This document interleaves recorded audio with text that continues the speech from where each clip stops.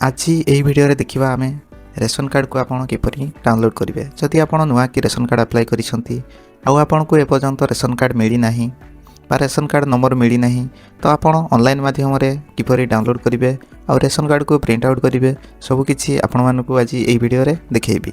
तो चलंतु डेरी न करी वीडियो को स्टार्ट करिबा और देखिबा यार प्रोसेस कोन रहिछि। तो प्रथमे तो आपण कोनोसी एक ब्राउजर को खोली नियंतु ताहापरे फूड ओडिशा लेखिकी सर्च करंतु। सर्च कर सारा पर प्रथम जो वेबसाइट आसरी क्लिक करूँ तापर आपन सामने एमती किसी आसो पपअप को एठारे काटी दिंतु।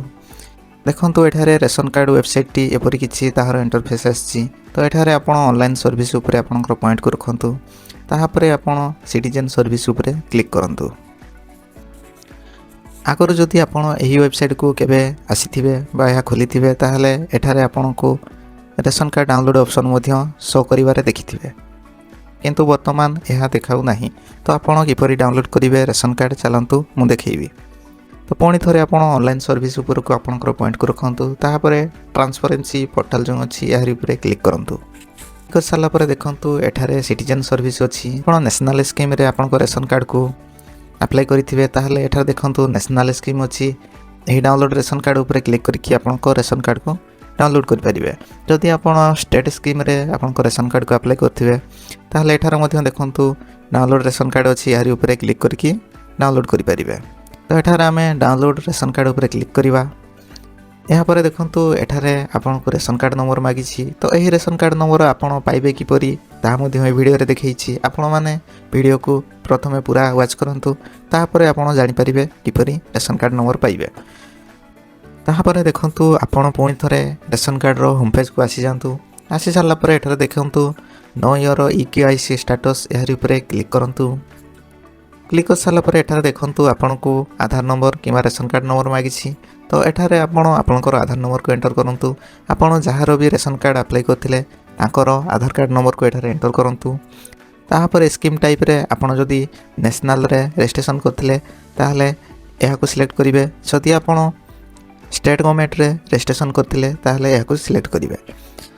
जदि आपन जानि नाहंती आपन कोई स्कीम रे अप्लाई करथिले ताहले आपन जो स्कीम हेले गोटे सिलेक्ट करंतु तापर गेट OTP ऊपर क्लिक करंतु।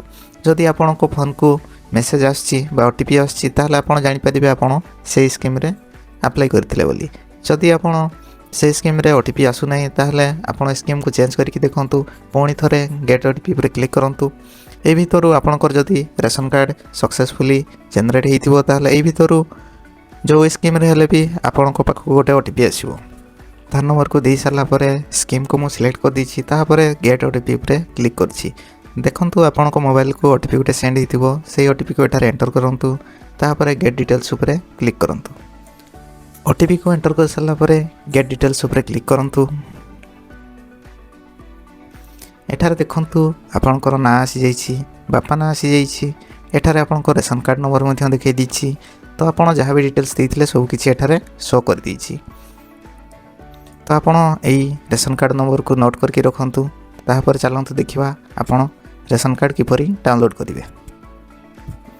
तापर नंबर को नोट कर सारा पर पुणी थरे होम पेज को आसी जांतु रेशन कार्ड रो। तापर ऑनलाइन सर्विस ऊपर पॉइंट को रखंतु ट्रांसपेरेंसी पोर्टाल यार ऊपर क्लिक करंतु।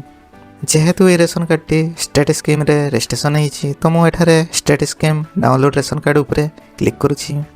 तापर सही नोट करिथिबा रेशन कार्ड नंबर को एठारे एंटर करंतु। तापर डाउनलोड रेशन कार्ड यार ऊपर क्लिक करंतु।